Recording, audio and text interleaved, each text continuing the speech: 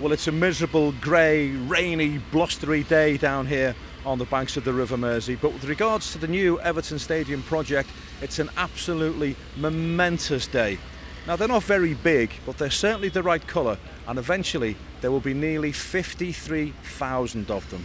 There's an excitement in the air down here today, and quite right too, because the stadium seats on which tens of thousands of Evertonians will cheer on the Blues, are finally being installed. Abby, just tell us a little bit about your role in the whole process. I'm the Senior Social Value Manager here at the Everton Stadium, and I'm also training to be a construction manager as well. We're in amongst the brand new seats that have literally just been clipped into place. There's a good atmosphere down here today, isn't there? There is. If you think back 117 weeks ago, this was a dock, and now we're in the top tier, installing the first seat. It's a really big achievement for the project. It's absolutely incredible. When you say that, 117 weeks ago, this was literally a dock, and now we're putting the seats in. Yeah, it's just amazing. The project team have just done amazing with the whole thing. Tell us about the social value angle of your role, Abby.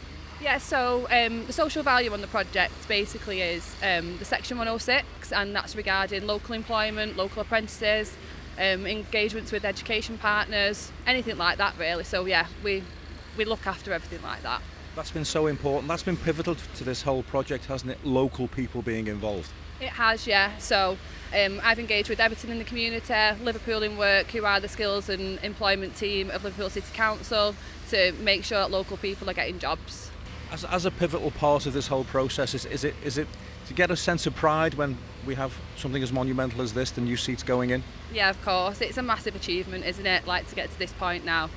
It's a piece of history. So Abby, why don't you become the very first person to sit in a seat at the Everton Stadium site? Thank you. And you know what? I'll be second. Up the Sopies. So Paul, just tell us about your role in this magnificent process. My main role is all the coordination in the bowl here. We've got a lot of activities that have got it all knit in together. You have a lot of risks when you've got people working above you, so obviously you need to coordinate all those operations.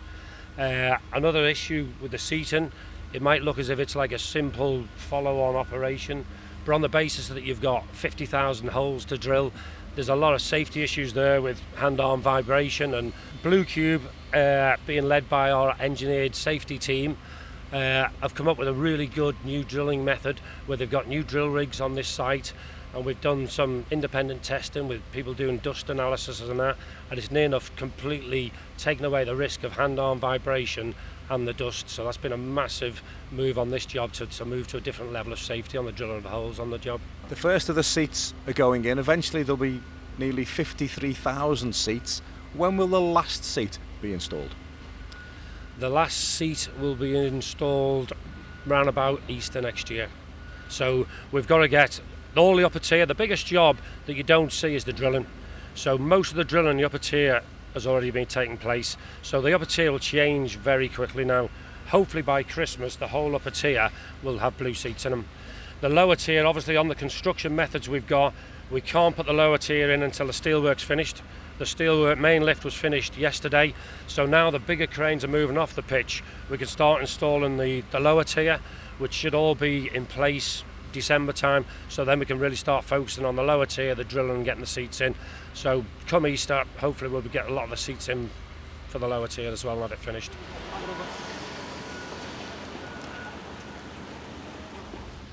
Scott, just tell us about your role in this monumental process. Well, to be fair, it's quite a tricky one. So obviously it's a multi-stage process. We've got to start off with our P-rails, as you can see in the background.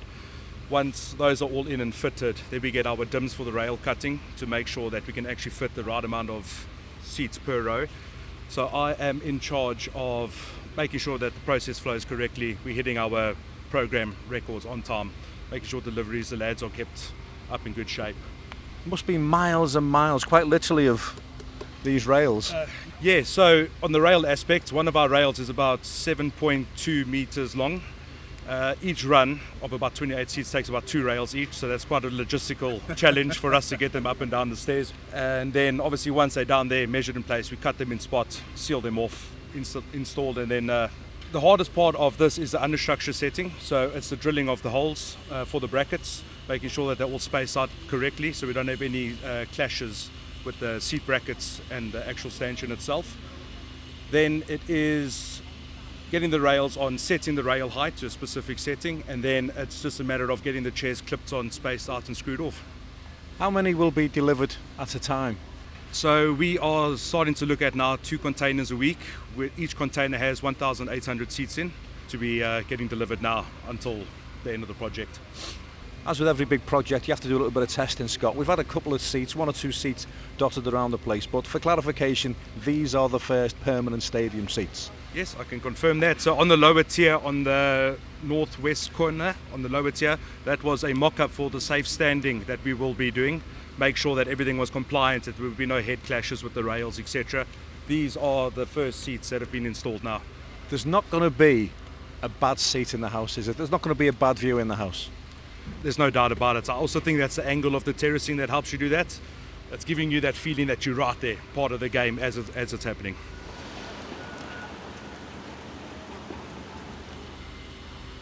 Steve, it's been a very, very momentous 24 hours. Not only have the first seats been installed, but the final piece of structured steelwork has been attached to the roof. Yeah, it's been a fantastic 24 hours. You know, this week's a real milestone for the project. Seeing that last piece of structural steel go in yesterday, you know, it's really proud of the whole team and everything that we've done to get to this point now. 18 months ago, 18 short months, we were in the bottom corner over there when the first piece of structured steelwork went in. It's been an incredible process since then. Yeah, I remember that day like it was yesterday, to be honest. Yeah. You know, we stood down there looking at the steelwork going in. It does feel like it was yesterday. Look at what the team have achieved here in the short period. It's going to be a fantastic arena, great for football, great for Liverpool and great for Everton. Was it important for you and everybody else to get the final piece of structured steelwork in place on the roof before the real winter weather sets in? Yeah, you know, we get some bad weather here down on the waterfront. There's a reason why there's a wind turbine outside. So the bad weather hits roundabout now. So we're susceptible to wind. So getting that in before the winter means we can start de-rigging everything off the pitch. We can start freeing up the pitch for the next phase of works. So it really is a big milestone to get it done by where we are now. Is the whole process with regards to a cantilever stand a little bit more complicated? Yeah, so really it can take the same load as the long spans, but what we're really susceptible to is deflection. What we have to do is we have to build this roof from the back to the front, and we have to point it further up towards the sky to allow for that deflection to happen as you build more of the structure out. We've got a 45 metre cantilever here. The east stand that's behind me, which we just finished, the roof part of it weighs about 1,500 tonnes in total, so it's a big old massive structure that you've got to account for. What needs to be done before you can say, right, that's the roof finished? So really there's probably 6 or 7 small bits of steel you can see behind me, which are all the infill pieces, which is tied in the movement joint between the east and the south stand. That's structurally the roof complete. The roof will stand up on its own. The roof can then be decked, so we can start doing all the waterproofing work. So that's the bit where we can say roof done, let's go and complete everything else. Steve, what was the part that when you got to the end you thought, wow, I'm glad that's out the way? I suppose really it was the de-jacking of the roof. You know, it's a massive 170 metre long structure. You can design it as much as you want, but really you're in the laps of hoping everybody's done the job right, you've built it correctly, it's all within tolerance, but really when you start taking them hydraulic jacks out and everything starts creaking, it ends up in the right position that you all want it to, and you take a big sigh of relief. That's the bit that made me feel most proud of the whole things we've gone through here.